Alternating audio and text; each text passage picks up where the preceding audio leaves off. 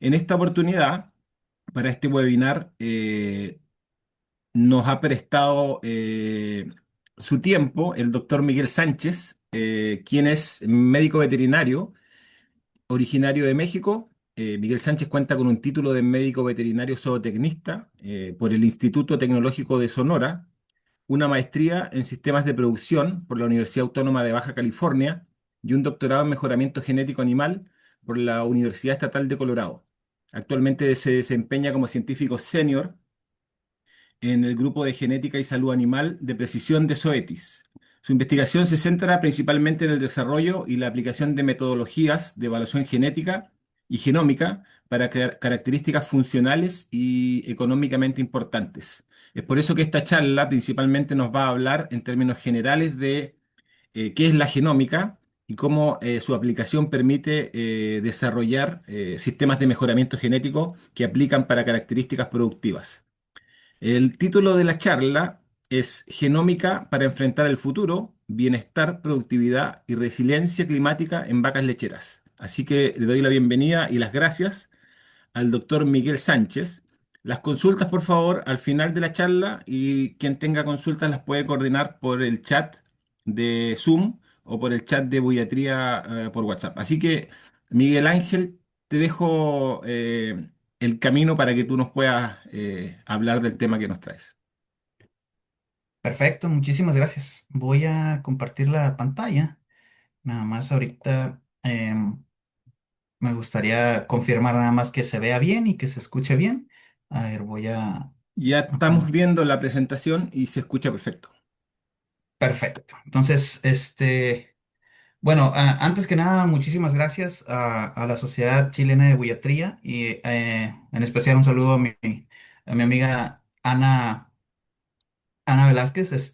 Tuve el gusto de compartir temporada o compartir tiempo mientras estábamos estudiando en Colorado State University. Entonces, cuando Ana me contactó y me preguntó si estaría interesado en participar, la verdad es que, pues, para mí es un honor estar aquí y bueno, espero que la plática o la información pues, compartiré con ustedes el día de hoy sea pues, de su provecho, ¿no?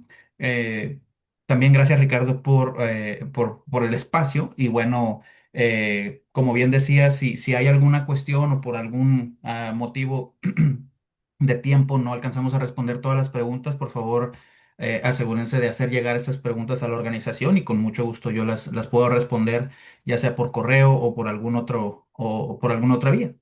Pero pues con la intención de partir en tiempo, vamos a comenzar con la plática del día de hoy y como bien mencionaba Ricardo, el título de la plática se centra en cómo la genómica hoy en día juega un papel fundamental, un, un- un- un papel muy importante en la forma en la cual nosotros podríamos pensar en cómo vamos a afrontar los siguientes retos que vienen en el futuro, ¿no? En realidad, si nosotros hablamos de mejoramiento genético, es natural pensar que nosotros estemos pensando en el futuro, porque todas las decisiones que tomamos hoy son para verlas reflejadas el día de mañana. Entonces, siempre está ese componente de utilizar el mejoramiento genético para que el día de mañana o al paso de los años, pues tengamos mejores resultados, ¿no? Y la idea, la primera parte de la plática está centrada en explicar cómo la genómica realmente ha podido impactar de múltiples formas la manera en la cual nosotros podemos hacer mejoramiento genético de una forma mucho más rápida, a edades más tempranas, con más exactitud, etcétera. Y posteriormente me voy a centrar en cómo se ha estado utilizando la genómica en mejorar características que históricamente se consideraban como complicadas de mejorar, dado las características suelen ser bajamente heredables o se trata de rasgos poligénicos que son influenciados por muchísimas cosas y que están, pues digamos, no hay tantos sistemas, o al menos era complicado pensar anteriormente que había formas de registrar los fenotipos. Entonces, en la primera parte vamos a abordar, digamos, cuestiones técnicas de la genómica y después vamos a ver cuestiones aplicadas de la genómica. Y nos vamos a centrar en características de bienestar, específicamente características de salud. Y de ahí vamos a ver cómo hemos logrado compaginar eso con la productividad y últimamente cómo nos hemos enfocado en la resiliencia climática o la capacidad de los animales para enfrentar retos ambientales complicados como el estrés por calor. Entonces, comenzando con la información, si quisiera hacer como alguna, digamos, eh, un resumen o una descripción muy básica de qué es la genómica. Literalmente la genómica es el estudio del conjunto completo de genes que tienen los seres vivos. Entonces, con el paso del tiempo, a conforme nosotros pudimos tener acceso a tecnología que nos permitió obtener las secuencias de los animales y obtener los genotipos de los animales, se abrieron nuevas puertas en el sentido de que ahora podemos analizar específicamente qué variantes existen y cómo esas variantes se asocian con diferencias en el fenotipo. Obviamente un genoma aquí es el conjunto completo de ADN que tiene cualquier organismo. Entonces, cada organismo, cada especie con la que nosotros trabajamos tiene su propio genoma y evidentemente pues tiene eh, características específicas de dicha especie. Sin embargo, en términos prácticos, pues el ADN es, tiene la misma estructura, la misma forma en cualquier especie. Entonces, si podemos genotipar en seres humanos, podemos genotipar en ganado, podemos genotipar en caballos, en perros, en gatos. Entonces, la tecnología que primeramente se desarrolló para el ser humano, posteriormente eh, se puso a disponibilidad de especies animales, sobre todo de alta relevancia para la agricultura.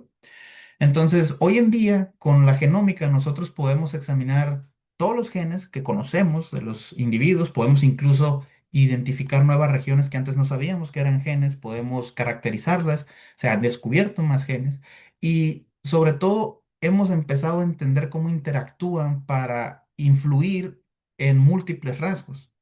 Y aquí es donde viene la parte interesante para el mejoramiento genético, porque si bien con la genómica se resuelven muchas cosas que digamos antes eran complicadas de resolver en el sentido de, por ejemplo, características mendelianas, que pues hablamos de dominantes, recesivos y que antes el problema era identificar portadores.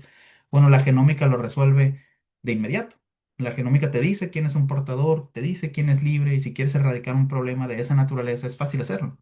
Obviamente tiene un costo asociado con el genotipado, pero lo puedes hacer. Sin embargo, más allá de eso, con la genómica hemos podido mejorar sustancialmente la forma en la cual nosotros hacemos predicciones para características relacionadas con el crecimiento, con el desarrollo, con el rendimiento de los animales, con la salud, con la fertilidad. Entonces ha tenido un impacto en general en absolutamente todas las formas en las cuales nosotros podemos hacer predicciones. La genómica está disponible para el ganado desde prácticamente el 2009. O sea, cuando se publicó por primera vez el genoma bovino, que estamos hablando del 2009, eso sucedió prácticamente 9 años después de que se publicara el genoma humano. Entonces, casi una de las primeras especies, aparte del ser humano, que fue para las cuales se implementaron esfuerzos de secuenciar todo el genoma fueron los bovinos. Y a partir de entonces, primero, digamos que los esfuerzos se centraron en lograr genotipar, en lograr realmente secuenciar y tener una tecnología que nos permitiera de manera robusta y replicable estar genotipando a los animales. Y genotipar significa literalmente saber qué variante tienen los animales para diversas posiciones en el genoma. Entonces, una vez que se hizo disponible, que esa tecnología estaba a la mano, evidentemente hablamos de que al principio era caro, pero con el paso del tiempo han ido disminuyendo a costos más asequibles. Pero el punto es que ya se tenía la capacidad de genotipar. Ya había forma de poder tener esa información. Y digamos que el siguiente reto fue, bueno, ¿y cómo la usamos? ¿No? Porque si nos ponemos a pensar en términos sencillos, imagínense que ahora por cada animal, de una forma muy pues digamos, eficiente en términos de costos, podemos obtener cuál es el genotipo de ese animal para 50,000 o 100,000 o 200,000 o 700,000. polimorfismos o marcadores o posiciones en el genoma.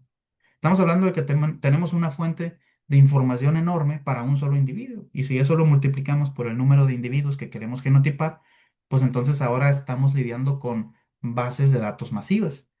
Que si ahora nos ponemos a pensar que el mejoramiento genético siempre, siempre ha estado relacionado con grandes bases de datos, si nos ponemos a pensar en el pedigrí, en registrar los pedigrís, quién es el papá de qué animal, cuál es la mamá, cuáles son los abuelos, cómo están conectados los individuos a través del pedigrí, y posteriormente el registro de fenotipos, qué animal parió, qué animal no parió, qué animal produce más o menos leche. Todo es un conjunto de datos y las bases de datos van creciendo y van creciendo y van creciendo. Y mientras más robusta sea la base de datos, mejores suelen ser las predicciones, ¿cierto? Bueno, si a eso le sumamos ahora que por individuo genotipado tenemos 50.000 o 100.000 genotipos, estamos hablando de un problema de manejo de base de datos que era diferente, ¿no? Entonces, con la genómica se han desarrollado nuevas formas de hacer las cosas más eficientemente.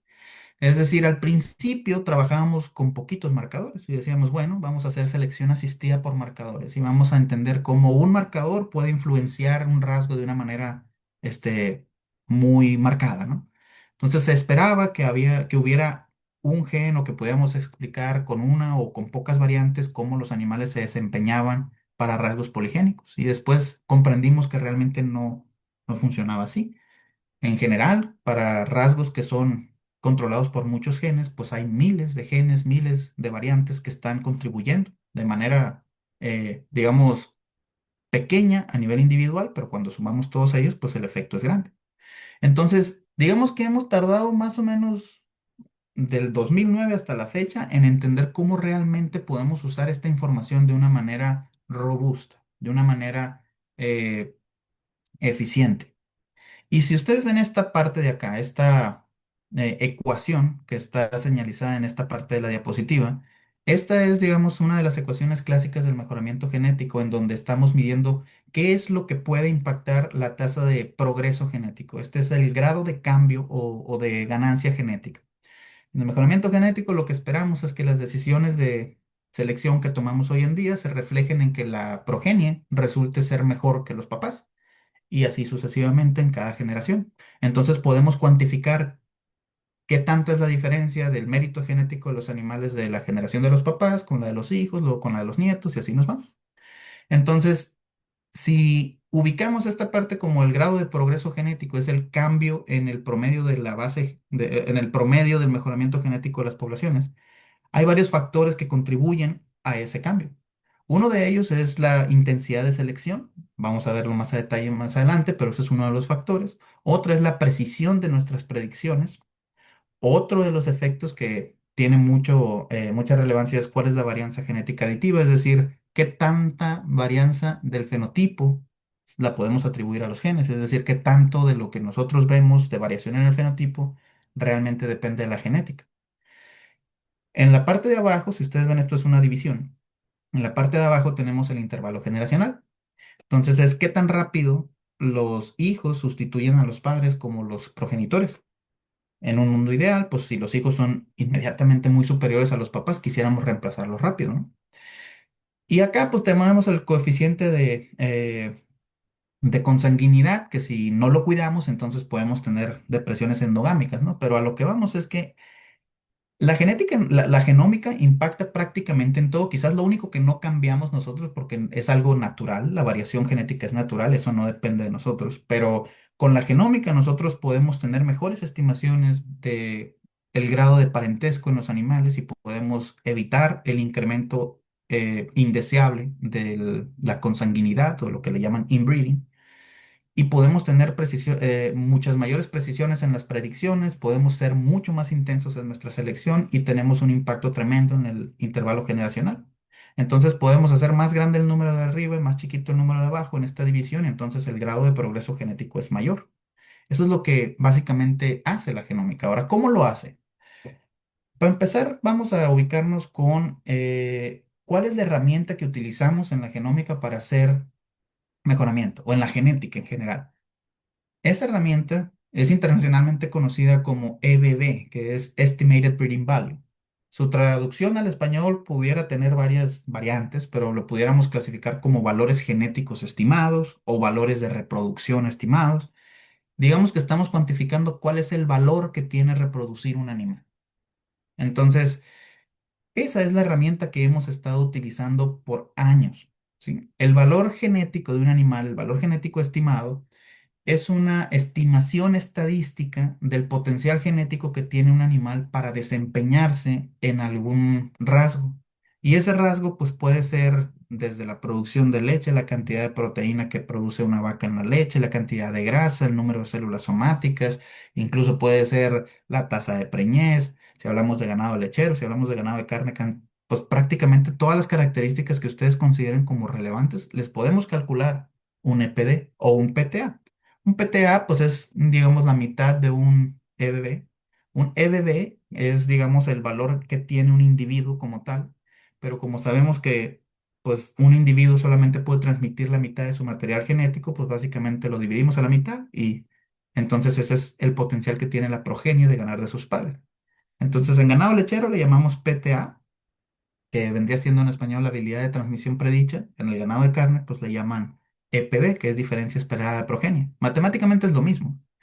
Ahora, esos, esos valores estimados esos valores genéticos estimados, nosotros los calculamos sobre todo para todos esos rasgos que tienen una naturaleza cuantitativa.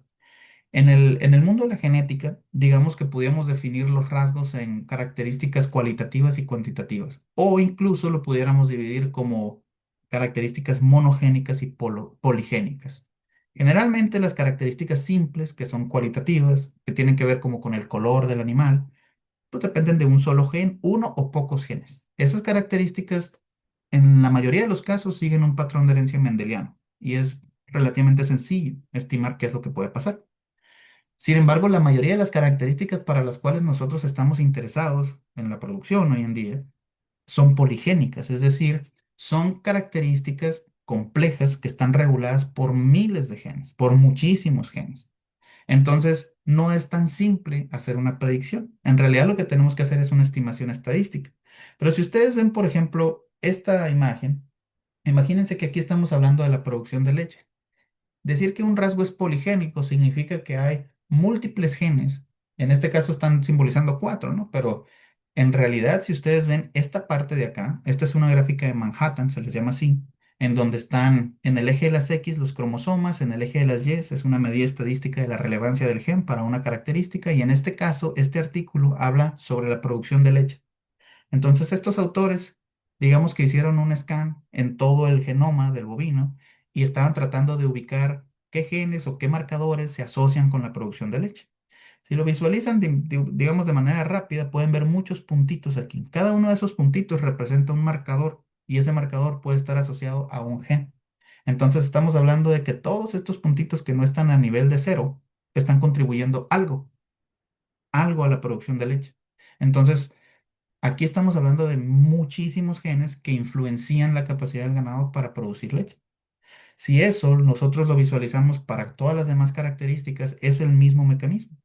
Por eso, cuando hacemos estimaciones estadísticas, pues usamos un modelo infinitesimal en donde consideramos que hay muchos genes que están contribuyendo a este fenotipo y cada uno de ellos tiene una contribución que puede ser pequeña, pudiera ser un poquito más grande, depende el modelo que utilicemos, pero a lo que vamos es que entendemos que son muchos los genes que están involucrados en esto. Entonces, al final, más que estar enfocados en encontrar uno o dos genes que puedan impactar de gran manera, estamos interesados en la suma de los efectos de todos los genes. Y cuando nosotros hacemos esa suma de los efectos de todos los genes, es en general lo que conocemos como ese valor genético estimado. Digamos que es lo que representa la suma de los efectos de todos los genes que contribuyen a esa característica. Entonces, es como un resumen en un solo número. Por eso es la herramienta que se ha utilizado desde hace muchos años. Ahora, ¿cómo se calculan esos valores genéticos? Bueno, los valores genéticos inicialmente fueron calculados con una herramienta que desarrolló Charles Henderson por allá de los años 70, entre 1950 y 70 más o menos por ahí. Y es básicamente una serie de modelos matemáticos en los cuales combinamos nosotros la información de los fenotipos, es decir, el desempeño de los animales, y lo combinamos con las conexiones genéticas que sabemos que existen entre los animales. A eso le llamamos pedigrí. Entonces, si lo traspolamos, digamos, a algo visual, fácil, ¿qué es lo que estamos usando para hacer esas predicciones? Podemos empezar con, digamos, tenemos esta vaca puede generar mediciones de desempeño. Si la vaca produce leche hoy y yo ordeño esa vaca, registro cuánta leche produjo al día. Esa es una observación fenotípica. Y el día de mañana que la vuelvo a ordeñar, genera lo mismo y genera lo mismo. Entonces, esta vaca me está diseñando, me está mostrando fenotipos. Entonces, esa es la clave. Tengo medición del desempeño de este animal. Ahora, idealmente, yo conocería quiénes son el papá y la mamá de esta vaca. Entonces, tanto estoy interesado como en el desempeño de ese animal, los fenotipos, como en las conexiones genéticas que tiene este animal con otros animales. ¿Por qué estoy interesado en esto? Porque, pues precisamente lo que yo quiero identificar es cuáles animales comparten genética, es decir, son parientes o son familia, y generalmente lo que nosotros ubicamos o encontramos es qué individuos que comparten esa genética se desempeñan mejor o peor para algo, ¿no? Entonces, lo interesante de esto es que cada individuo brinda una fuente de información importante. Aquí empezamos con esta vaca. Sabemos que los toros pues jamás van a producir un fenotipo para producción de leche, pero los toros conectan a muchísimos animales. Esta vaca puede estar relacionada con otras vacas que, digamos, a lo mejor son hermanas del papá, pero estas vacas de acá tienen sus propios registros de producción. Entonces, como comparten genética con esta, eso es importante conocerlo. Quizás más importante o lo más común es encontrar medias hermanas, ¿no? Hijas del mismo padre con diferentes vacas. Entonces tenemos muchas medias hermanas y esas medias hermanas comparten genética evidentemente de su papá y podemos ubicar si en general todas se desempeñan mejor o peor. Y podemos hacer exactamente lo mismo que está del lado del papá con el lado de la mamá. Quizás a menor proporción porque las madres producen menos crías, naturalmente, que los machos, pero la importancia es la misma. Si tenemos nosotros la manera de conectar a esos animales a través del pedigrí, eso nos permite a nosotros identificar individuos que comparten genética. Entonces, digamos que podemos establecer el desempeño podemos establecer la conexión entre diferencias en el desempeño con las diferencias en cuanto a las familias o las conexiones genéticas. Ahora, quizás lo más importante de un individuo para saber si es un buen reproductor es evidentemente si ya tiene progenie, cómo lo hace su progenie. Entonces, digamos que este esquema, así de simple, fue lo que en 1950 lograron descifrar cómo construir un modelo matemático que nos ayude a conectar todo esto y a través de eso se puede estimar un valor genético estimado a través de una serie de ecuaciones y bueno, es digamos cuestiones técnicas, pero es un modelo matemático que conecta todo esto. La diferencia es que hoy en día, aparte de toda esta información, ahora nosotros tenemos genómica. Ahora nosotros podemos sacar ADN de los animales, podemos saber qué secuencia o qué variantes tiene el animal para cada uno de los marcadores incluidos en esos paneles o en estos chips. Y esa información la podemos incorporar dentro de esta maquinaria y podemos tener mucho mejores resultados.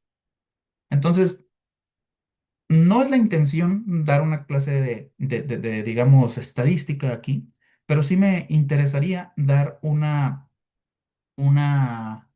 digamos, guiarlos sobre cuál es la diferencia sobre la genética tradicional que no utiliza genómica versus la genética actual que utiliza la genómica. Si ustedes ven, él es el doctor Henderson, de quien les platicaba anteriormente. Él en los 70 desarrolló esta metodología. Entonces, digamos que estas son sus ecuaciones en donde nosotros utilizamos la información que tenemos del animal, no solo su desempeño, sino otra información que podamos colectar, en qué número de parto, qué lactancia, digamos, en qué acto está produciendo el animal, etcétera, etcétera, etcétera. Entonces, toda la información que tengamos es útil. La podemos meter en estas ecuaciones y digamos, esta partecita de aquí, de estas ecuaciones, esta A que ustedes ven aquí, es una matriz que le llamamos nosotros de parentesco. Es, digamos, una tabla en donde tenemos a todos los animales y sabemos en qué grado están emparentados un animal con otro. Básicamente, si un toro tiene una hija, pues comparte el 50% de su material genético. Entonces tenemos ese grado de relación. Si son medias hermanas, un 0,25%.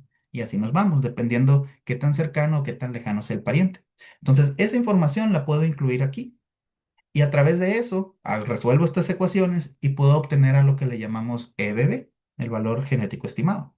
La diferencia es que hoy en día no usamos esta matriz nada más, sino que esta matriz la mejoramos con la genómica. Hoy en día tenemos disponibilidad de fenotipos, tenemos pedigrís y aparte tenemos información de marcadores. Esta información de los marcadores lo que hace es que nos permite a nosotros refinar la manera en la cual estamos conectando nuestras poblaciones. ¿Por qué nos permite hacer eso? Porque ahora ya no dependemos únicamente del registro del pedigrí, que muchas veces tiene errores, ¿no? Para empezar. Pero a lo que voy es que hoy ya no asumimos relaciones promedio. Hoy tenemos relaciones establecidas u observadas. Entonces, los voy a guiar sobre cómo cambia utilizar una matriz de relaciones basada solo en pedigrí a una matriz de relaciones basada en genómica y pedigrí. Esta es una tabla que obtuve de un artículo publicado por el doctor Andrés de Garra. Aquí está el título del artículo y lo que me interesa que visualicen aquí es, digamos, este es el pedigrí que tenemos. Entonces tenemos 17 animales en este pedigrí. Aquí tenemos, digamos, los individuos actuales, papás, abuelos y bisabuelos. Entonces, vamos a suponer que en este pedigrí los abuelos, el animal 9, 10, 11 y 12, esos los genotipamos. Tenemos datos de marcadores, ¿vale? Vamos a suponer ahorita que ignoramos esa información y que realmente vamos a construir las conexiones entre los animales en base a lo que el pedigrí nos puede decir. Entonces, por ejemplo, aquí no están señalizados, pero aquí, digamos, hay 17 renglones y 17 columnas. Entonces, si ustedes ven aquí un número uno que va en la diagonal, sería como decir cuál es la relación genética que tiene el individuo uno consigo mismo, el individuo 2 consigo mismo, el individuo 3 consigo mismo. Por esto, como todos son relaciones entre ellos mismos, pues la relación es uno, ¿no? Ahora, el individuo uno y 2 son papás del individuo 9. Entonces, el individuo uno, que es el papá, comparte el 50% de su material genético con su hija o hijo, ¿no? Entonces, en este caso, esa es la relación genética que tiene. ¿Cómo está conectado el individuo uno con el 9? Pues es su abuelo. Entonces, comparte 0,25% de su material genético. ¿Cómo está relacionado el individuo uno con el 16 y con el 17? Pues es su bisabuelo. Entonces, comparte menos material genético porque pues está 3 generaciones arriba, ¿no? Cada vez se va desconectando un poco más. Pero a lo que vamos es, estas son relaciones genéticas promedio. Si se dan cuenta, el pedigrí obviamente me dice aquí que hay animales que no están conectados entre sí, o sea, no forman parte de la misma familia. Entonces, para los animales que no están conectados entre sí, aquí no los pusieron simplemente para no llenar la tabla, pero aquí habría ceros, es decir, no hay conexión genética entre esos animales. Esta información es lo que forma esa matriz que les llamaba anteriormente la A. Entonces, estas son relaciones genéticas promedio. Ahora, ¿qué pasa cuando genotipamos a un animal? La cosa cambia totalmente. Cuando nosotros genotipamos a un animal, ya no dependemos únicamente de la información que el pedigrí nos da, sino que ahora nosotros podemos observar cuál es la similitud a nivel genómico de los animales. Imaginemos que nosotros tenemos estos 4 individuos, ¿ok? Que estos 4 individuos técnicamente no estaban relacionados. Si se fijan, cada uno de ellos tiene padres diferentes, entonces no podemos, en base a este pedigrí, asumir que tienen alguna relación. Pero lo que sí podemos visualizar es que si yo tomo los genotipos de este individuo y de este individuo y de este individuo y les mido exactamente cuál es la variante que tienen para muchas posiciones dentro del genoma, simplemente yo me voy a dar cuenta que aunque no sean parientes, pues lo más probable es que son individuos de la misma raza, ¿no? Estamos hablando de ganado Holstein. Entonces, por ejemplo, aunque no sean parientes, van a compartir parte de su material genético porque forman parte de la misma raza y básicamente comparten material genético, aunque no sean parientes. O simplemente por ser de la misma especie, por pura probabilidad, tienes variantes en común con otros individuos de tu misma especie, grupo o raza. Entonces, ahora, si se dan cuenta aquí, los números cambiaron. Lo que antes era básicamente puros ceros, ahora tenemos números. Esos números representan similitud genómica. Entonces, aquí estamos refinando esas relaciones entre los animales. Antes yo no podía saber qué tan similares eran los animales que no formaban parte de la misma familia. Ahora sí. E incluso dentro de los individuos de la misma familia, yo puedo saber si están más parecidos o no, ¿ok? Si por condiciones de recombinación o incluso si tienen ancestros en común en el pedigrí, yo puedo saber si están más o menos emparentados de lo del promedio. Entonces, eso es bastante útil, bastante relevante. Porque si lo vemos de manera gráfica, pensemos que esta es una matriz de relaciones basada en el pedigrí, en donde tenemos muchos huecos. ¿Ok? Hay muchos animales que como no están conectados en el pedigrí, asumimos que no comparten nada de su material genético porque no lo podemos visualizar y no hay manera de estimarlo. Pero cuando genotipamos a los animales, aunque no genotipemos a todos, simplemente por genotipar individuos que están conectados a través del pedigrí con prácticamente toda la población, las similitudes genómicas que existen entre todos los individuos mejoran, se vuelven más exactas y pasamos de asumir a observar. Entonces, ese cambio hace que nuestras predicciones sean mucho más exactas, porque hoy en día ya no nos basamos simplemente en lo que podemos registrar en base al pedigrí, sino que ahora, aunque yo tenga individuos en hatos diferentes que no sean parientes, yo puedo identificar quién se parece a quién con la genómica.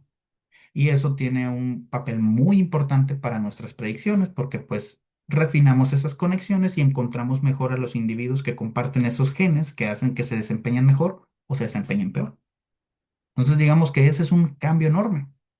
Ahora, ¿por qué la genómica aumenta la precisión de nuestras predicciones? Tan simple como entender que si nosotros refinamos las relaciones entre los animales, también refinamos nuestras predicciones. El objetivo de las predicciones es identificar qué animales comparten genética que los hace desempeñarse mejor o peor. Entonces, si nosotros tenemos la capacidad ahora de observar cuáles son esas relaciones genómicas que hay, esa similitud genómica entre los animales, pues podemos detectar más fácilmente qué individuos se van a desempeñar mejor y qué individuos se van a desempeñar peor. Entonces, mientras mayor sea la precisión de nuestras predicciones, pues también mayor será la tasa de progreso genético. Para darles un ejemplo aquí, si visualizan esta tabla que está del lado izquierdo, esta tabla fue publicada por doctores del CDCB, Council of Dairy Cattle Breeding, que digamos son el organismo de los Estados Unidos que eh, tiene la mayor base de datos para la estimación de valores genéticos.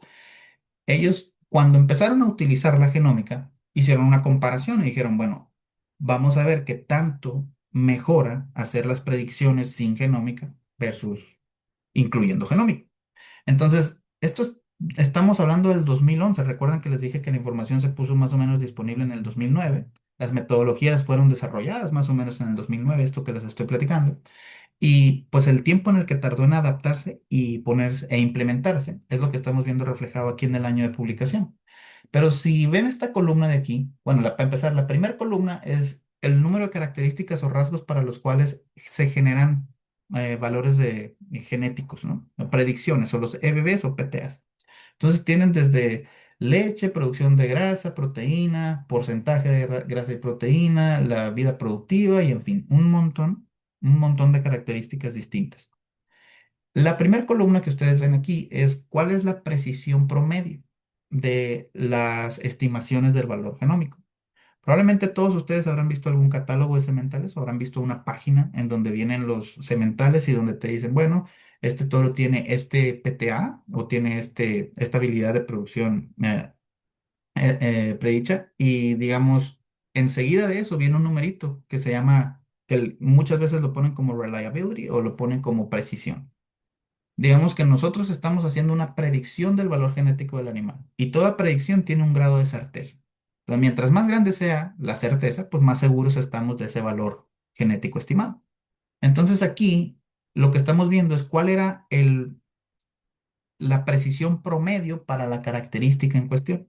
Entonces, hablando de un rasgo como la producción de leche, había utilizando únicamente la información del pedigrí y los fenotipos, había una precisión promedio de 38,5.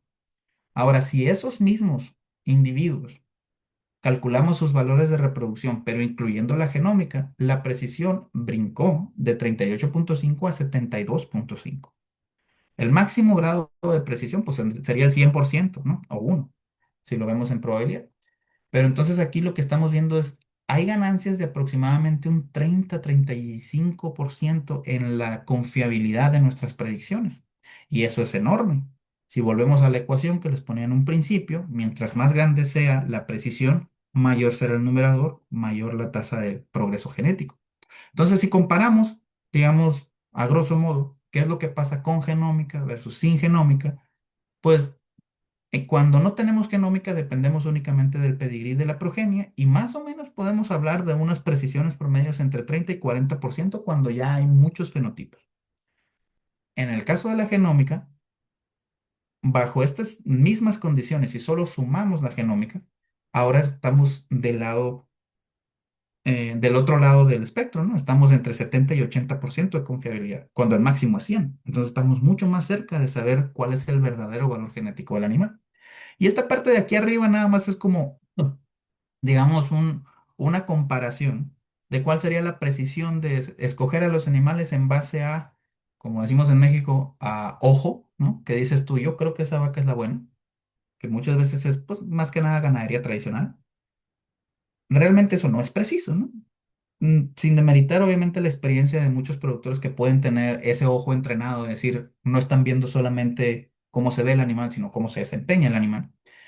Pero si comparamos cuál es la precisión de ese método de selección con un método basado en pedigrí y progenie, pues estamos hablando de que pedigrí y progenie anda más o menos entre un 30 y un 40% dependiendo del rasgo. Pero con la genómica estamos del 70% casi siempre para arriba, dependiendo de qué características sea y cuántos fenotipos haya disponibles.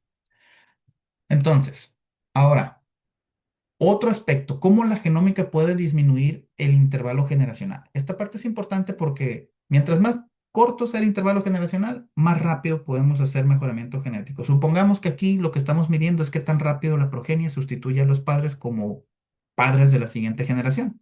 Entonces, si tenemos una generación nueva que es muy superior a la que los produjo, quisiéramos que entonces ahora ellos se vuelvan rápidos los papás para que sigan aumentando el potencial genético. Entonces, digamos que este es un resumen muy, muy básico sobre más o menos los tiempos, cómo se acortan los tiempos para el intervalo generacional dependiendo si es un macho o una hembra. En el caso de los machos, que es probablemente donde tenemos mucho más impacto por la cantidad de hijas que puede producir un macho, antes se tardaba más o menos en un esquema tradicional 5 años y ahora nos tardamos 2. O sea, menos de la mitad de lo que tardábamos antes en comprobar si un toro era bueno. Con las hembras también reducimos dramáticamente cuál es la cantidad de años que necesitamos para poder decir qué vacas o comprobar qué vacas son mejores. Pero para realmente ejemplificar esto, vamos a comparar, por ejemplo, los esquemas de evaluación.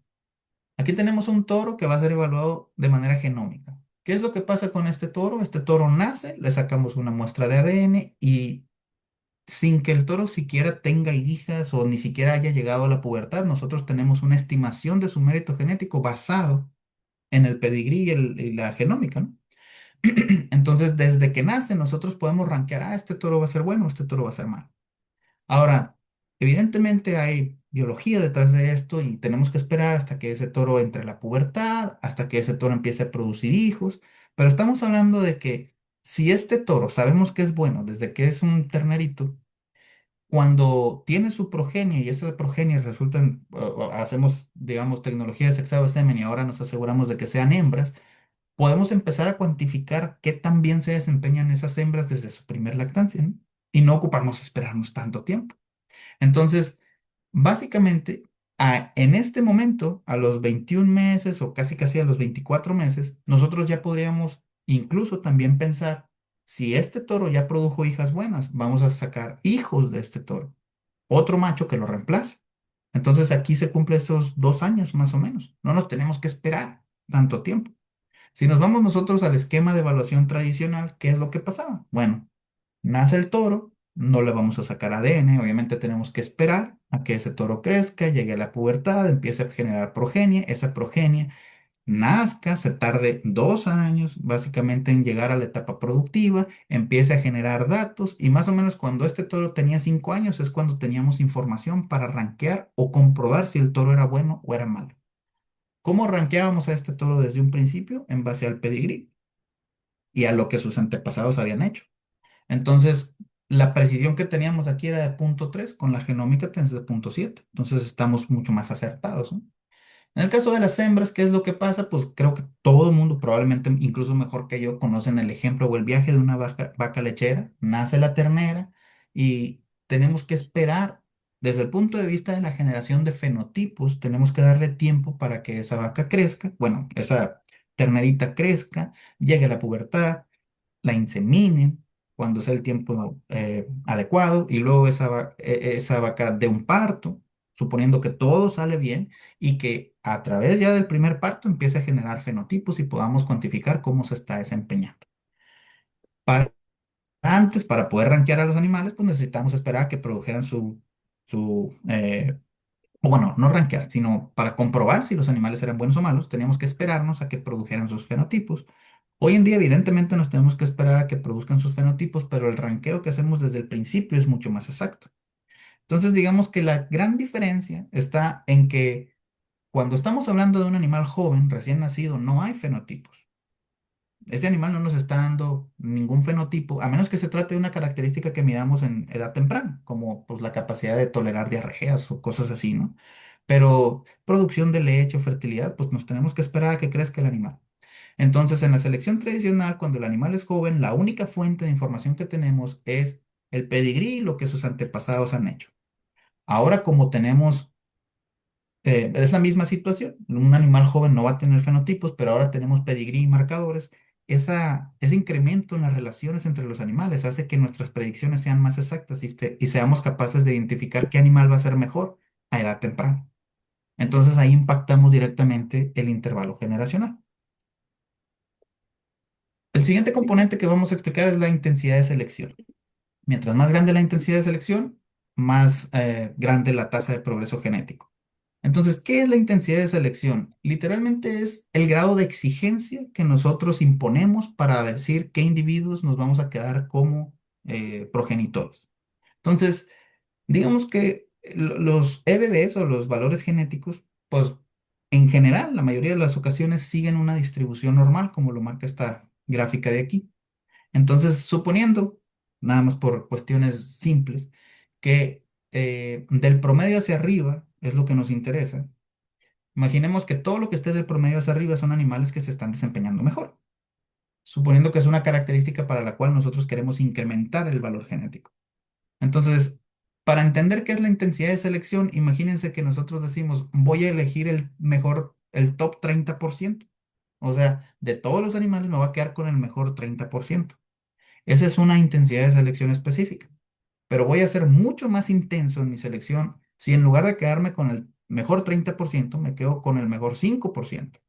Cuando me quedo con el mejor 5% me estoy quedando con el extremo de la distribución, realmente con los mejores animales, la élite de estos animales en base a su valor genético. Entonces, esto sucede mucho, por ejemplo, con los toros. Los toros que realmente vemos nosotros en los catálogos, prácticamente todos ellos están en este extremo. Si es un rasgo para el cual queremos que sea mayor de la media, está de este extremo. Si es un rasgo para el cual quisiéramos disminuir el valor genético, pues nos vamos al otro extremo.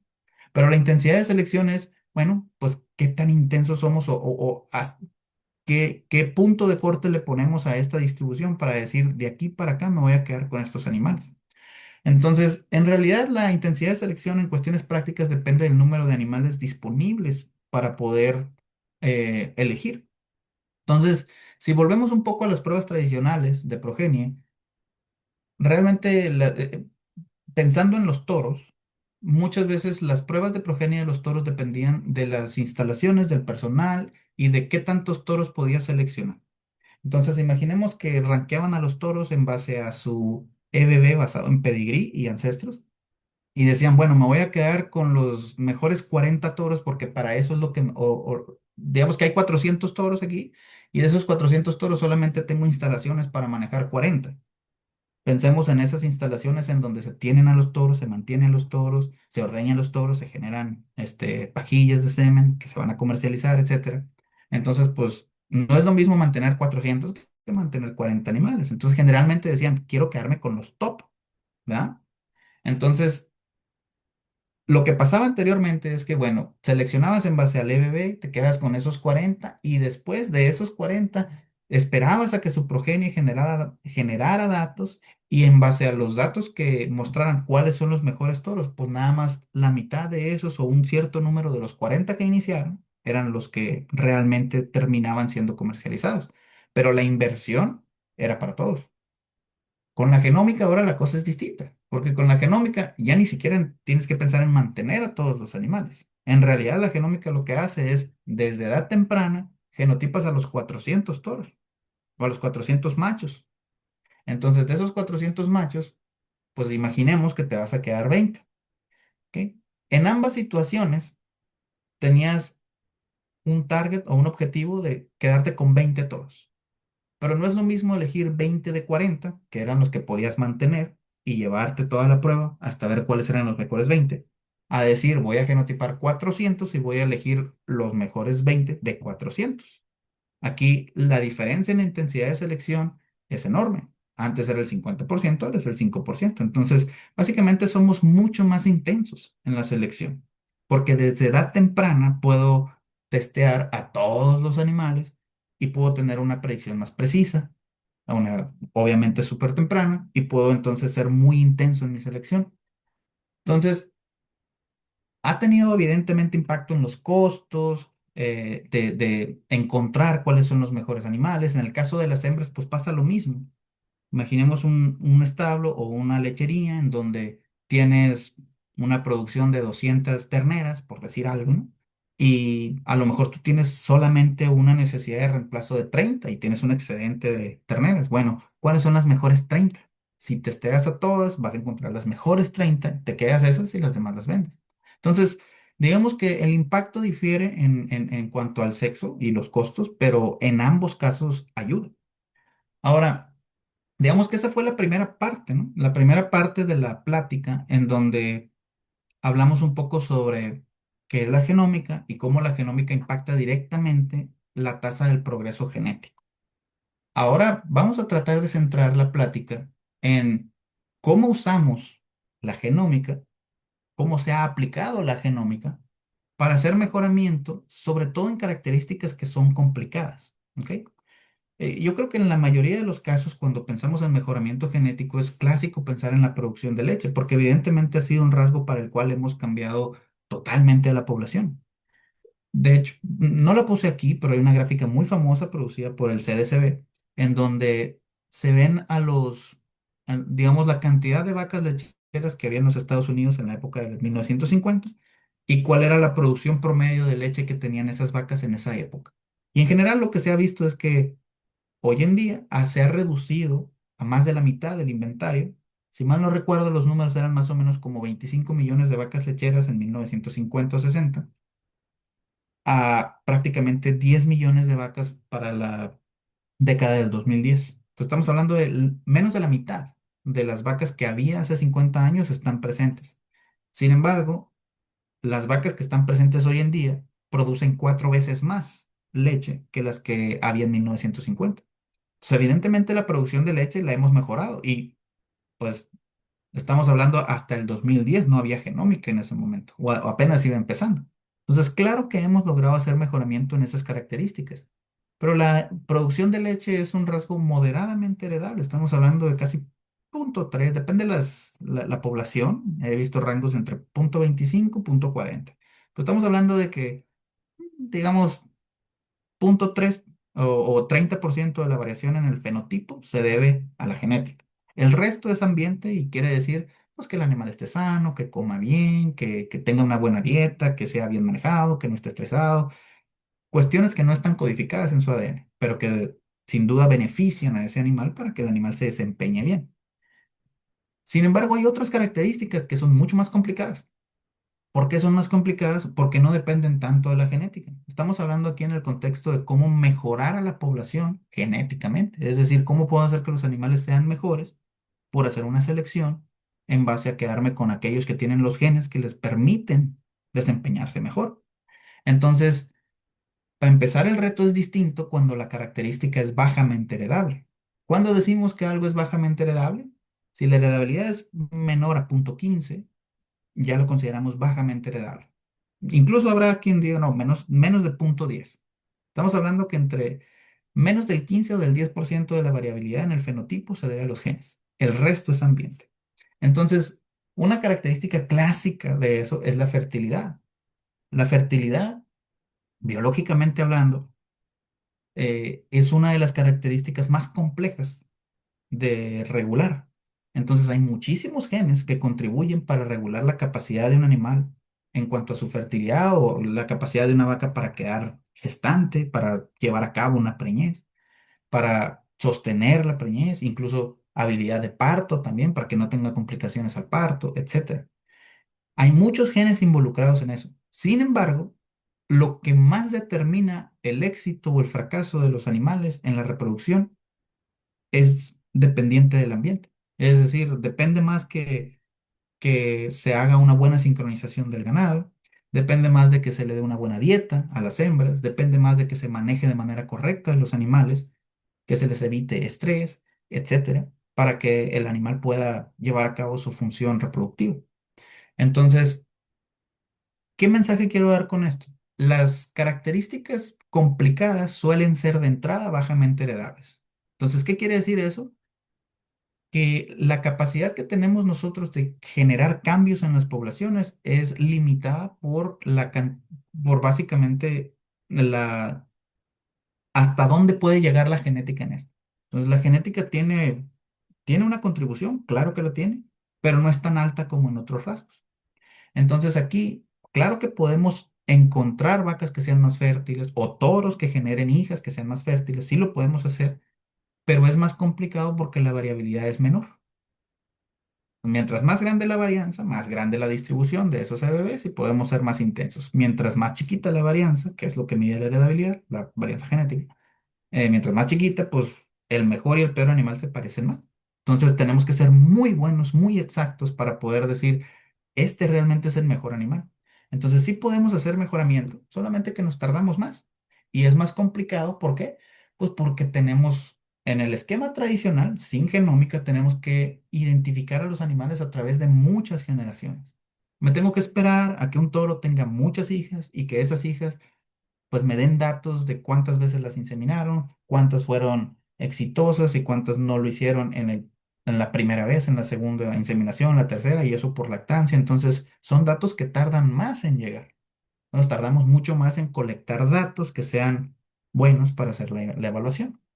Con la genómica, pues nos vamos a tardar lo mismo en colectar datos, pero refinamos esas relaciones, ¿no? Y como refinamos las relaciones, pues entonces podemos tener un mayor brinco en la precisión de de nuestras estimaciones. Si volvieran a ver esa tablita que les mostré anteriormente, quizás estos rasgos, los que son complicados o los bajamente heredables, son los que más se beneficiaron del aumento en la precisión.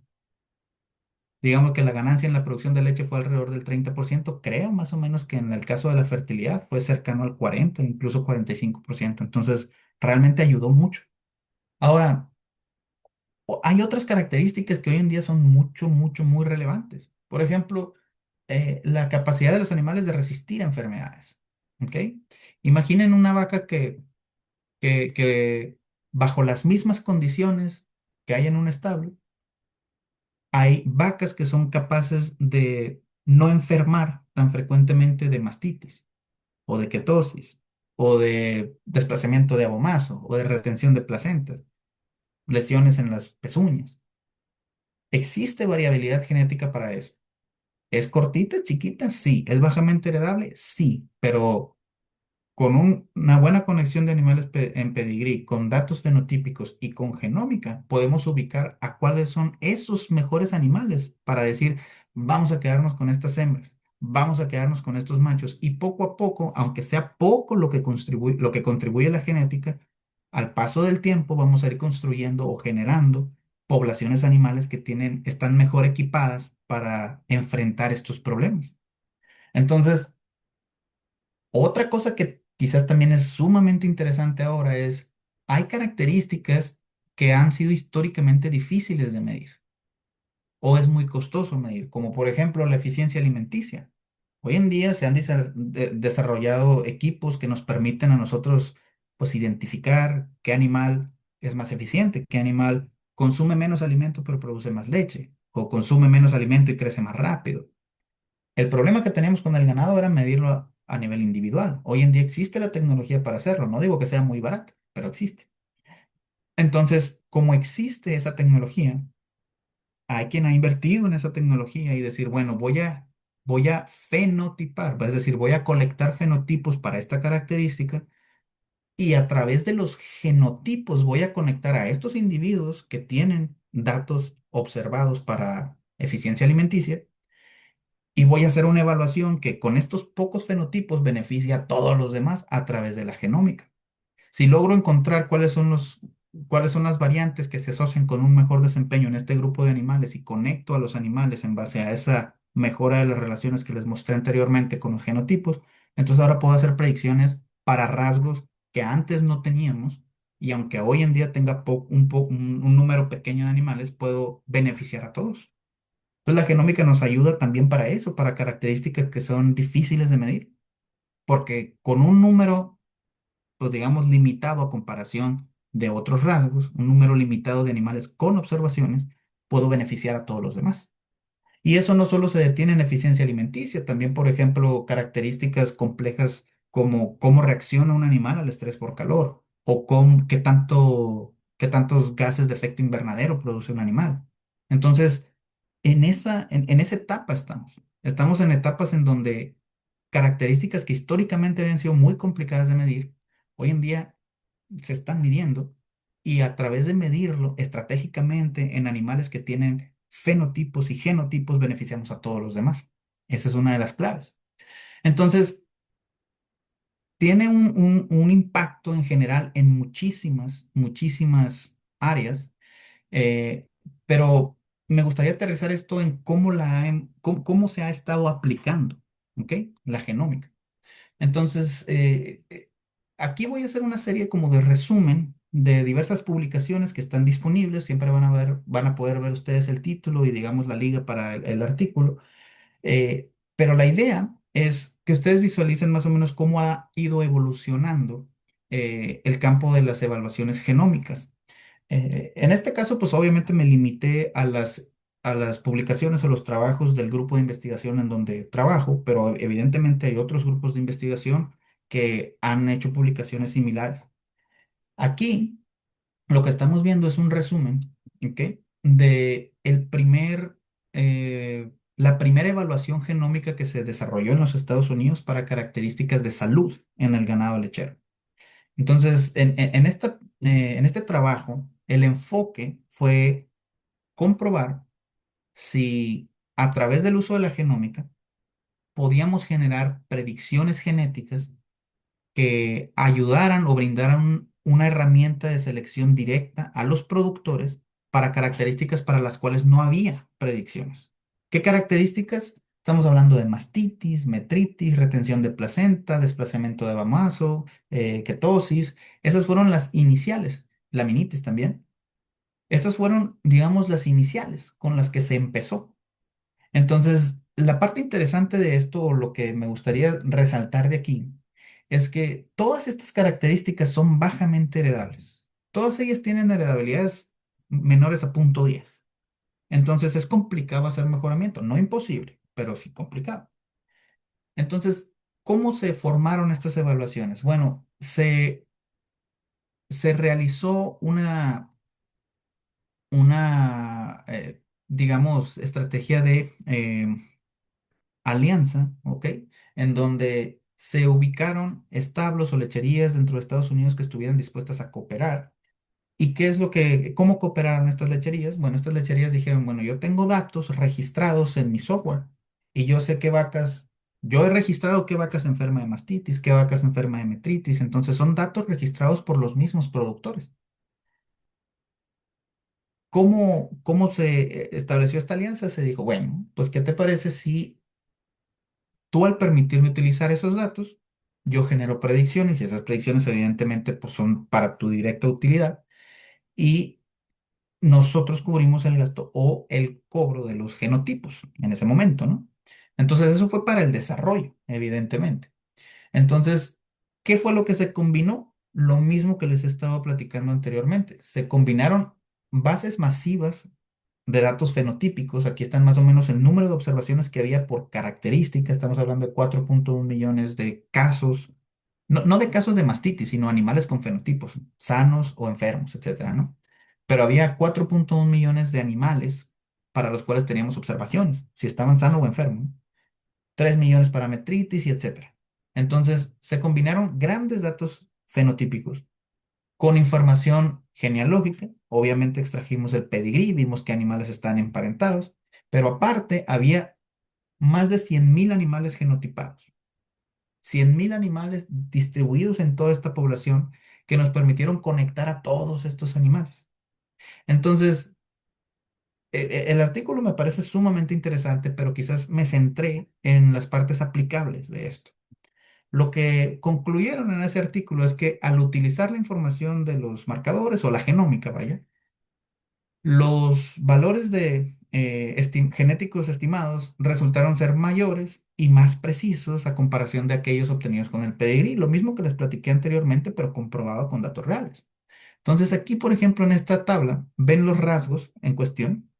Ven ustedes mastitis, metritis, retención de placenta, desplazamiento de mamomazo, ketosis y laminitis. Y aquí vemos más o menos, aquí está el promedio, obviamente, pero me voy a centrar más o menos en el rango, ¿ok? En la distribución mínimo y máximo. Entonces, para todos los rasgos, en esta publicación los autores fueron capaces de identificar que había una distribución más amplia en el caso de los PTAs o de los valores genéticos estimados, utilizando la genómica a comparación de la tradicional, o sea, genómica y sin genómica, o solamente pedigrí y pedigrí más genómica. ¿Qué quiere decir eso? Aquí fuimos capaces de encontrar con mayor certeza a esos animales extremos. ¿Por qué pasa eso? Porque en el pedigrí, recuerdan ustedes que en esas matrices de parentesco había muchos ceros, había huecos, había bloques. Bueno, lo que hace eso es entonces que las predicciones digamos, se encojan o se hagan menos dispersas y todo se concentre hacia el promedio. Claro que podemos encontrar los animales buenos y animales malos, pero aquí tenemos mayor capacidad de distribuir eso y de encontrar a los mejores y a los peores, separarlos de mejor manera. Y lo mismo sucedió con todas las demás características, prácticamente. Entonces, otra cosa interesante es cómo cambiaron las precisiones. ¿Recuerdan que les dije que la genómica impacta en la precisión? Bueno, si vemos aquí, por ejemplo, el promedio de la precisión con el esquema tradicional, sin genómica, por característica, estamos hablando de 20, 18, 20, o sea, cercano al 20%. Lo más que podíamos llegar en el promedio de la precisión utilizando solo fenotipo y pedigrí, combinando esto con esto. Pero cuando metemos genómica, brincamos a cerca del 50%. Y estamos hablando de que son características para las cuales no había predicciones anteriormente. No había herramienta de selección. Ahora se puede seleccionar directamente para eso. Entonces las ganancias en la predicción fueron cercanas al 30%. Pasamos de una precisión promedio del 20 al 50%. Pues ahora estamos mucho mejor, ¿no?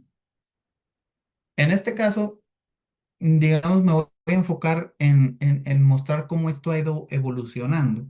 Y una de las cosas interesantes es que, pues al principio se empezaron con esas 5 o 6 condiciones o enfermedades, pero se han incluido más características y más rasgos con el paso del tiempo.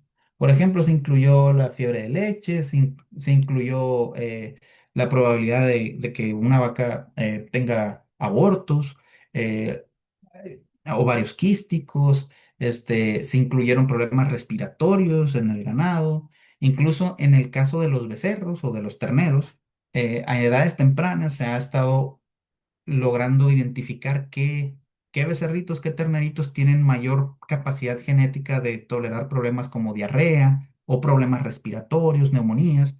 o simplemente sobrevivir su primer año de vida. Entonces, ahora hay una batería de rasgos de salud que se ha ido expandiendo y expandiendo y expandiendo y que ahora le permite al productor no solo seleccionar en base a, digamos, productividad y fertilidad. Ahora buscamos seleccionar por animales que sean balanceados en el sentido de que sea bueno para producir, que sea fértil y que además tenga una capacidad de tolerar estos insultos o estos retos que va a tener.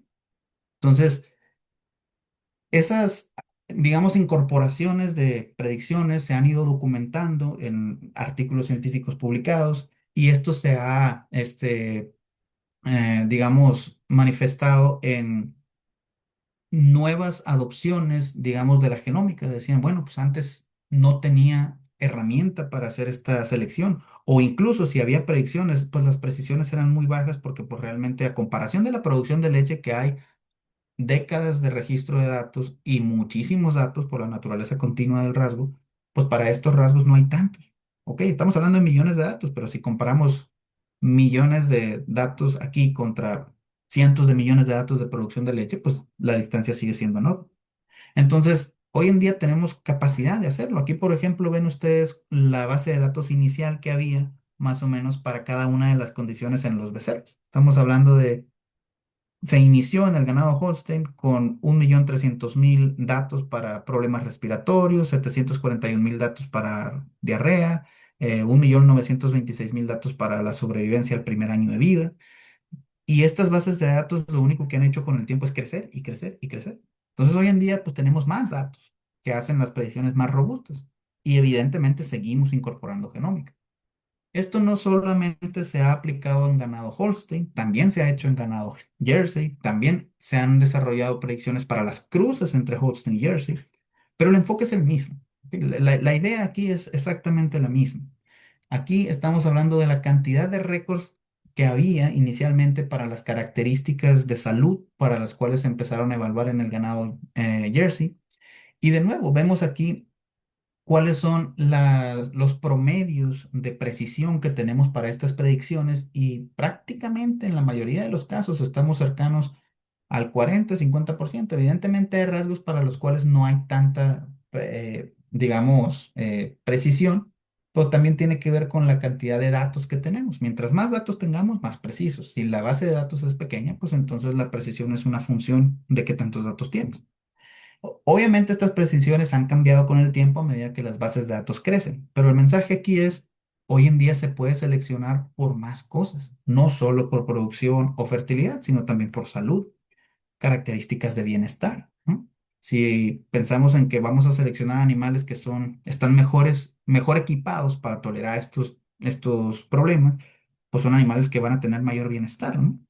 Ahora, la selección en conjunto es lo que hoy en día promovemos. Hoy en día no decimos, ¿sabes qué? Hay que seleccionar solo para mejor mastitis o, digamos, animales que sean mejores para tolerar la mastitis o leche o carne. O sea, decimos, vamos a seleccionar en base a múltiples características y todo esto lo combinamos en una herramienta que se llama índice de selección. ¿Qué es un índice de selección? Digamos que nosotros podamos generar valores genéticos estimados para todas estas características. Aquí pueden ver ustedes la cantidad de características para las cuales tenemos predicciones y todas estas las combinamos en un solo número. Cada uno de estos rasgos tiene un peso diferente, una ponderación distinta y este índice es un índice económico, en donde básicamente le damos un peso a cada rasgo dependiendo de si suma a la rentabilidad o si resta a la rentabilidad. Por decir, más leche suma rentabilidad, más casos de mastitis restan a la rentabilidad.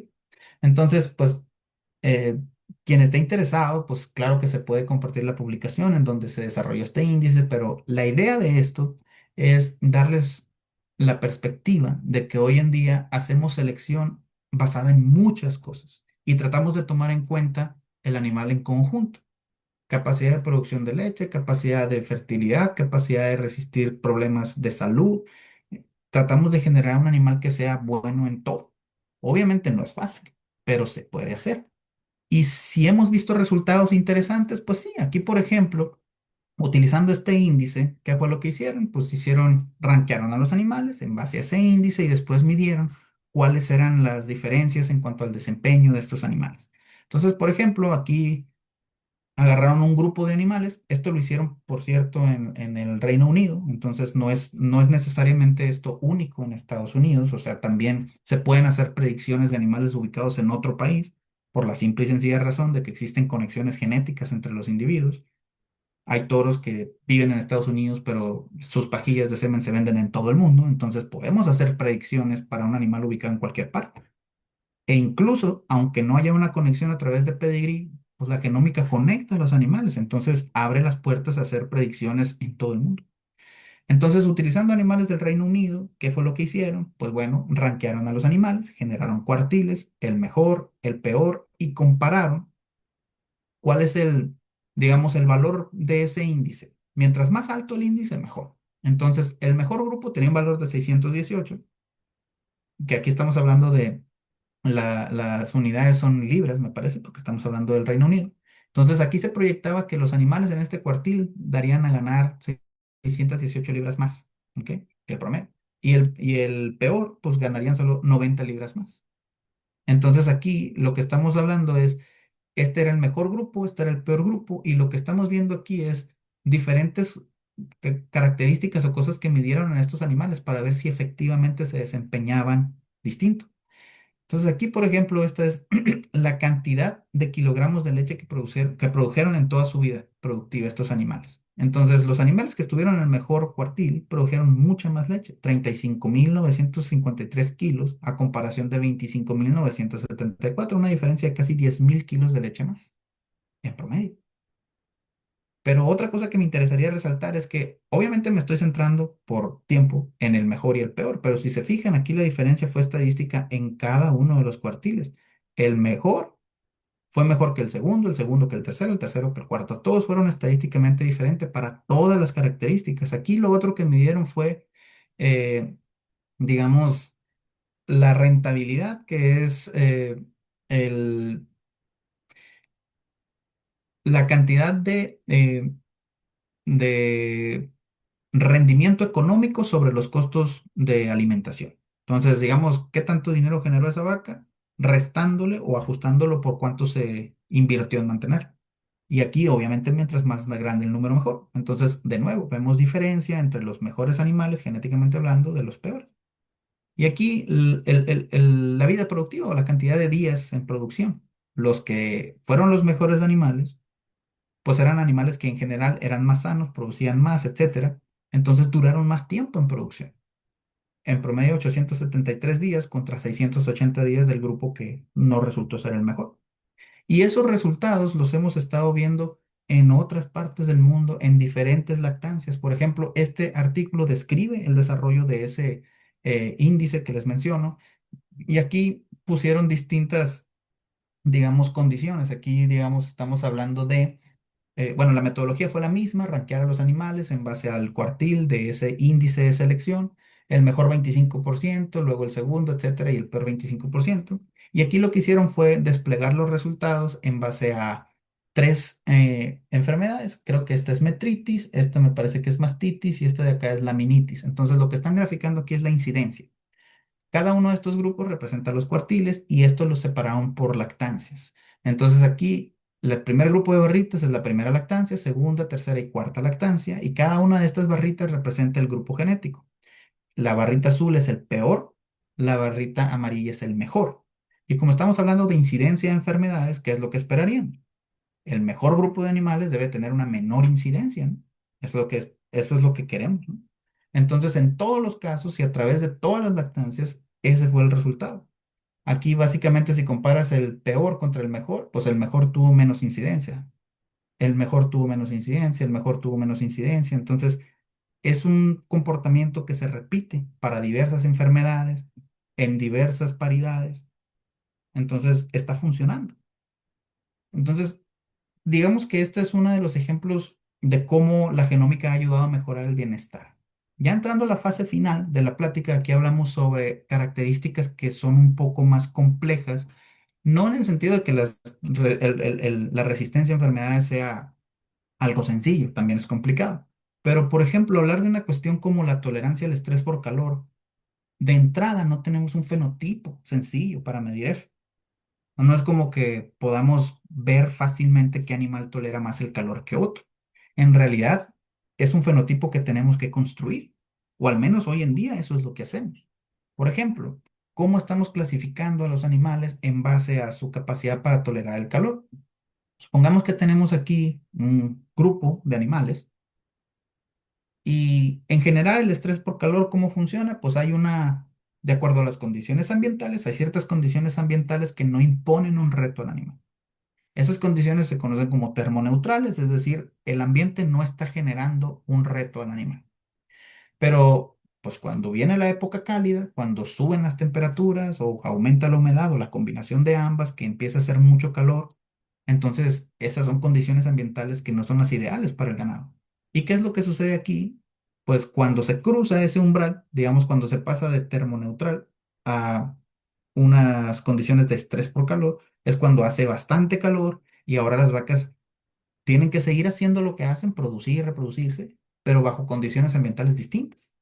Entonces ahora lo que hacemos es decir, bueno, si podemos nosotros estimar cuál es el desempeño de los animales e identificar a partir de qué condición climática comienza a haber un cambio en su desempeño, entonces ahora podemos medir la forma en la cual cambia el desempeño de los animales a partir de ese punto. Entonces lo que están viendo ustedes en esta gráfica de aquí, que está en este artículo que publicamos recientemente, es lo que está en azul son condiciones termoneutrales, están medidas a través del índice de temperatura y humedad, y lo que identificamos nosotros en un conjunto de datos bastante grande, con más o menos 370 establos dentro de los Estados Unidos, ubicados en 30 estados diferentes de la nación, con más de 83 millones de datos de registro de leche y 6 millones de inseminaciones. Lo que identificamos es que para esta población el declive en el desempeño comenzaba a partir de un ITH de 70 unidades. O sea, 71 unidades el animal ya estaba bajo condiciones de estrés por calor y comenzaba a modificar su desempeño. Entonces aquí, esta gráfica de aquí, lo que pueden ver ustedes es cómo hicimos el fenotipo. Básicamente aquí vemos un comportamiento más o menos estable del desempeño de los animales, pero a partir de un punto, cuando el ITH es mayor a 70, empezamos a ver un declive. Pero la clave está en entender que el declive no es el mismo para cada animal. O sea, la forma en cómo responde un animal al estrés por calor es única de cada animal. Entonces hay variabilidad, y si hay variabilidad, entonces existe la manera de mejorar genéticamente hablando. Entonces, en este estudio nosotros calculamos cuál es la heredabilidad, por ejemplo, de la producción de leche, la heredabilidad de la producción de leche bajo distintas condiciones climáticas. Aquí me parece que no apareció la de la capacidad de los animales para quedar gestantes al primer servicio, pero esta gráfica lo responde. Aquí pueden ver ustedes, digamos, la línea azul representa la producción de leche. Entonces, cuando el clima es favorable, la producción de leche más o menos en esta población era el 0,20%, pero conforme va aumentando la condición climática mala, mientras más calor hace, pues aumenta la variabilidad en el fenotipo de los animales y también aumenta la variabilidad genética de los animales para responder a ese clima. Entonces, lo que estamos midiendo aquí es cómo cambia la habilidad genética de los animales para responder al estrés por calor. Entonces, vemos que mientras más extremo sea el problema del calor, pues también más extremas van a ser las diferencias en cómo responden los animales. Y lo mismo sucede con las líneas rojas y morada aquí, que es básicamente relativo al rasgo de fertilidad, que era la capacidad de los animales de quedar gestantes a la primera inseminación. Entonces, el mensaje con esto es, hoy podemos trabajar incluso con fenotipos complejos, pero la idea es la misma. Si tenemos una forma de medirlo y tenemos fenotipo, pedigrí y genómica, podemos generar predicciones. Entonces, digamos que una forma sencilla de explicar esta parte sería el desempeño de los animales se mantiene constante hasta cierto punto. Una vez que cruza ese cierto punto, entonces en general vemos un declive. Las vacas producen menos leche, en general, en promedio. Pero si tomamos en cuenta el declive promedio de la población, supongamos que esta línea naranja es el declive promedio, habrá animales que tienen un declive menos drástico, esos animales son más tolerantes. O habrá animales que tienen un declive más abrupto, esos animales son sensibles. Entonces, en base a este tipo de clasificaciones, que yo las puedo cuantificar, pues puedo hacer una predicción genómica. Ahora yo puedo ubicar qué animal es mejor que otro. O sea, yo puedo generar estas clasificaciones y yo puedo saber entonces, bueno, este animal tiene mayor potencial para desempeñarse en un clima cálido, en un clima complicado. Entonces, aquí el proceso de análisis, el modelo estadístico, evidentemente son más complejos, pero es un modelo bastante robusto que incluye muchísimos millones de datos y de genotipos. De hecho, en este artículo me parece que teníamos ya una base de datos cercana a los 2 millones o 3 millones, no recuerdo, de genotipos. Entonces son muchísimos datos los que incluimos y lo que podemos encontrar es que podemos clasificar a los animales. Y al clasificar a los animales, entonces podemos tomar decisiones de selección más precisas, dependiendo del contexto en el cual los animales se van a desempeñar. Entonces aquí quizás lo último que voy a mostrar es esta parte en donde hicimos un estudio de validación, en donde clasificamos a los animales en base a estas predicciones que les mencionaba anteriormente. Y lo hicimos en base a las dos predicciones que generamos. Generamos predicciones basadas en la habilidad reproductiva bajo estrés por calor y la habilidad productiva bajo estrés por calor. Entonces, clasificamos 4.674 vacas en condiciones de calor, de estrés por calor. Y en este caso hicimos algo curioso, porque aquí no medimos la respuesta en la producción de leche o en la fertilidad. De hecho, estamos trabajando en eso. Aquí lo que medimos fue, bueno, si estos animales son más termotolerantes, pudiéramos pensar que los animales pueden regular mejor su temperatura rectal. Entonces, la variable de respuesta que teníamos era la temperatura rectal. ¿Y qué fue lo que encontramos? Pues cuando clasificamos a los animales en cuartiles en base a estas predicciones, que son las que les mencionaba anteriormente, lo que encontramos es que un mayor porcentaje de animales ubicados en el peor cuartil, en este caso el peor era el número uno, el mejor era el número cuatro. En este caso lo que encontramos es que hubo una mayor proporción de individuos en el cuartil inferior que tenían una temperatura rectal por arriba de 39 grados.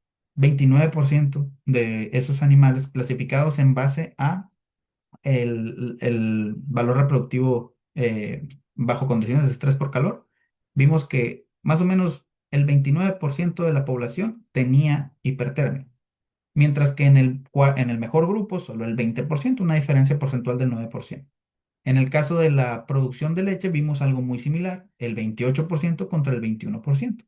Entonces, ¿qué concluimos aquí? Bueno, la temperatura rectal no fue un fenotipo que nosotros usamos para clasificar a los animales, pero lo que sí logramos identificar es que incluso si clasificamos a los animales en base a su declive en producción o fertilidad, logramos encontrar animales que son mm, más capaces de regular su temperatura.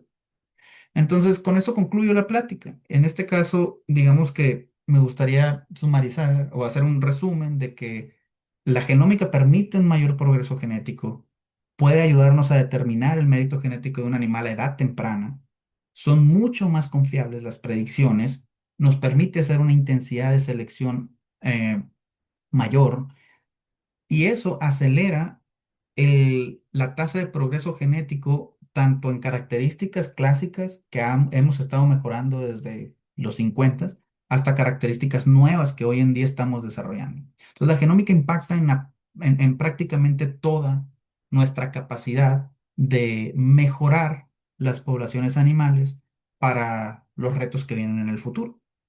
Entonces, con eso concluyo mi intervención, mi plática, y no sé si haya un tiempo todavía para preguntas, ojalá que sí, pero pues con mucho gusto aquí estoy a su disposición. Muchas gracias, Miguel Ángel. Muy interesante la presentación y muy buena el respaldo en imágenes y todo, que era bastante agradable a la vista por todos los datos que mostraste y todas las gráficas que mostraste. Nos quedan 5 minutos para preguntas. Tenemos 4 o 5 preguntas, de las cuales yo creo que voy a elegir dos. La primera que llegó temprano la envió Marco Fernández y dice algo así. ¿Cómo funciona la confiabilidad en genómica si solo se basa en matrices de relación y carece de datos fenotípicos? Es una muy buena pregunta. Bueno, la, la confiabilidad que nosotros obtenemos a través de aplicar el modelo de ecuaciones mixtas Básicamente depende de qué tantos datos estemos introduciendo nosotros a esas ecuaciones mixtas. Entonces, como bien señala, se me fue el nombre, perdón, pero como bien señala quien hace la pregunta, cuando no hay datos fenotípicos no tenemos esa fuente, pero cuando solamente tenemos pedigrí para todos esos animales para los cuales no tenemos conexiones, pues no tenemos ese dato tampoco. Entonces vemos esos huecos y la confiabilidad es menor. La diferencia está en que cuando yo tengo genómica, las relaciones entre los animales incrementan y es ese dato que antes no teníamos observado, ahora sí lo tenemos observado y entonces ahora eso suma a la confiabilidad. Pudiéramos nosotros pensar en, digamos, como un análisis de regresión simple, en donde tú tienes 20 datos, ¿ok? Porque perdiste algunos.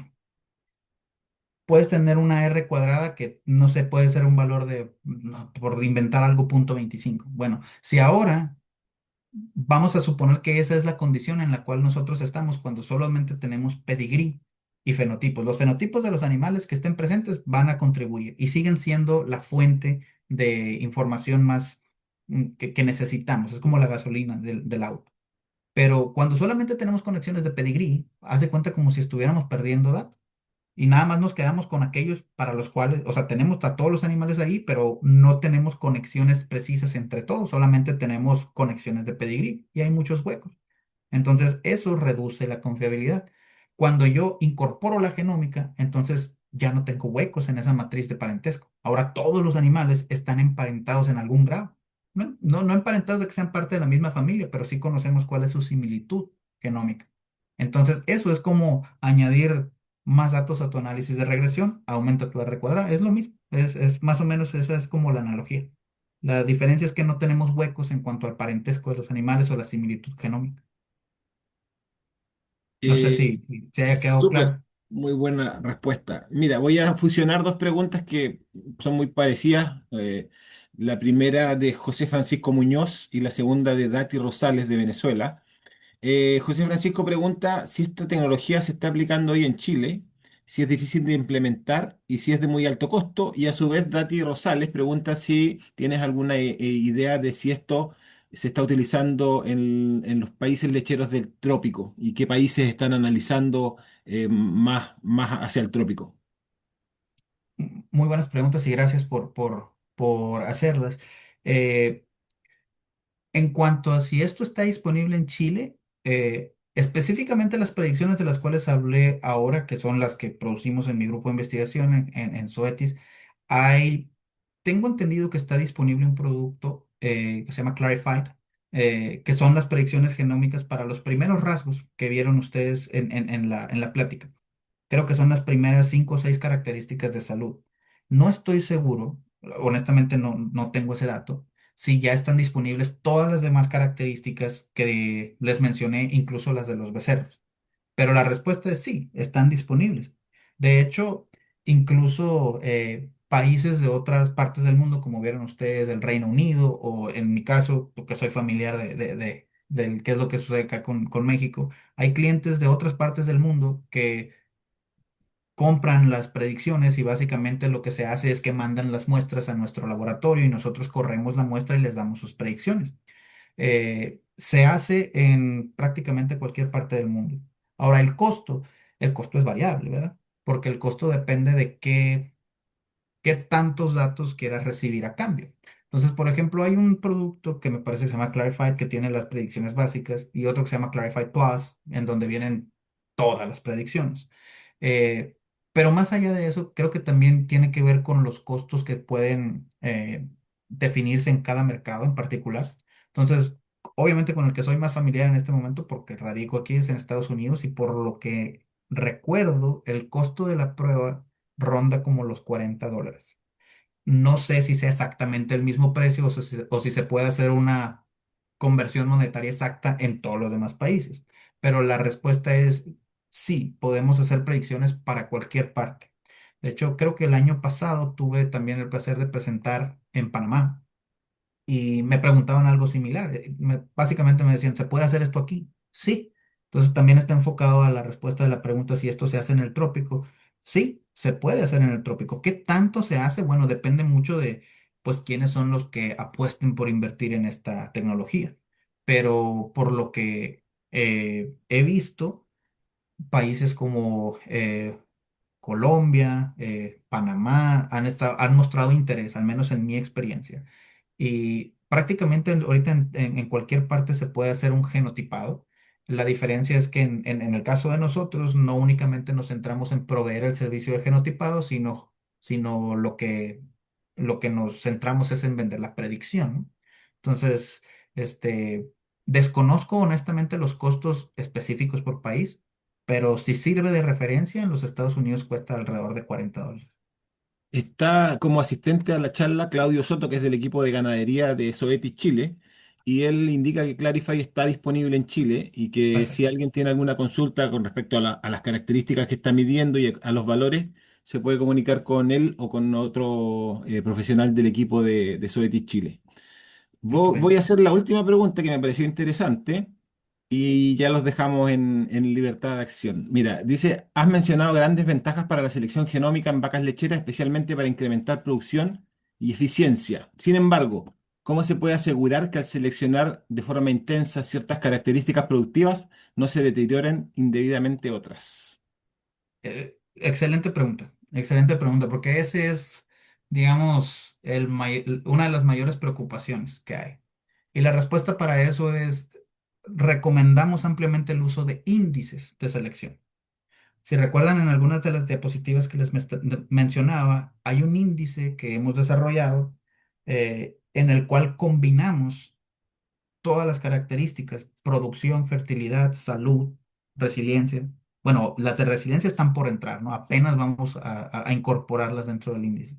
Pero, por ejemplo, salud, fertilidad y resiliencia, volvemos a lo mismo, salud, productividad y fertilidad, las tenemos incorporadas dentro de ese índice. Entonces, cuando tú seleccionas por un índice, estás seleccionando por todo al mismo tiempo.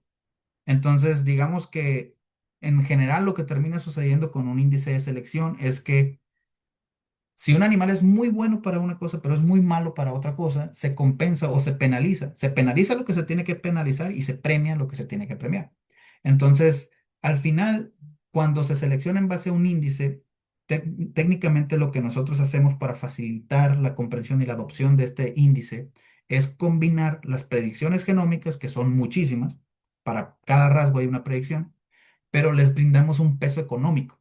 Entonces, la clave está en cuando hay una característica que tiene un alto peso en la rentabilidad, ya sea que sume o reste, ese alto peso le brinda ese soporte. Y ustedes pueden ver, por ejemplo, si buscan cuáles son los pesos que hay en cada característica, ustedes pueden ver a qué se le da más énfasis. En el caso de nuestros productos, nosotros obviamente ofrecemos un gran énfasis en la salud, porque pues nuestra idea base es que una vaca que sea saludable va a ser una vaca rentable, una vaca que no se enferme, pues va a producir leche, va a reproducirse en términos, digo, prácticos, ¿no? Entonces, quien hace el índice, quien desarrolla el índice, pues le brinda ese peso. Y la forma en la cual nosotros controlamos o evitamos ese, digamos, mejorar una cosa y empeorar otra, es hacer una selección balanceada. Y esa selección balanceada la hacemos a través de los índices. Excelente, Miguel Ángel. Te vuelvo a dar las gracias en nombre de todos los socios de Bulletría y los invitados que llegaron a esta presentación. En el chat verás que hay muchos comentarios positivos. Excelente presentación, muy clara. Muchas gracias, Manuel. Excelente ponencia desde Venezuela. También te das las gracias. Así que quedamos muy conformes con la charla. Le agradezco a toda la gente que estuvo conectada. Llegamos a 40 y algo asistentes en un momento de la presentación. Así que considero que fue un buen número de personas y te vuelvo a reiterar que para mí por lo menos la charla fue muy clara y muy productiva. Te agradezco y quisiéramos quedar en contacto contigo, quizás en el futuro tomar otro tema y desarrollarlo. La verdad es que fue una muy buena presentación. Claro que sí, con muchísimo gusto. Para mí es un placer estar aquí el día de hoy con ustedes y claro que la puerta queda abierta y con mucho gusto. Igual, este, eh, gracias a los colegas de Sudete Chile que estuvieron presentes aquí. Ellos sin duda tienen una mayor perspectiva sobre qué es lo que pasa a nivel local, pero en Chile, ¿no? Evidentemente. Pero pues con mucho gusto estamos aquí para apoyar y pues digamos, difundir la información y tratar de explicar cómo las cosas funcionan para decir, bueno, esta es la herramienta y ya cada quien decide cómo la utiliza, pero con mucho gusto estoy aquí pues siempre que exista la invitación, aquí estaremos. Muchas gracias, Miguel Ángel, y gracias también a Enrique Guzmán, que como siempre nos apoyó en la parte técnica del webinar. Claro que sí. Saludos a todos, que tengan buen fin de semana y nos vemos creo que el 16 de abril. Por ahí vamos a presentar otro webinar de otros temas. En las redes sociales lo vamos a publicar. Que estén muy bien. Buenas noches para todos.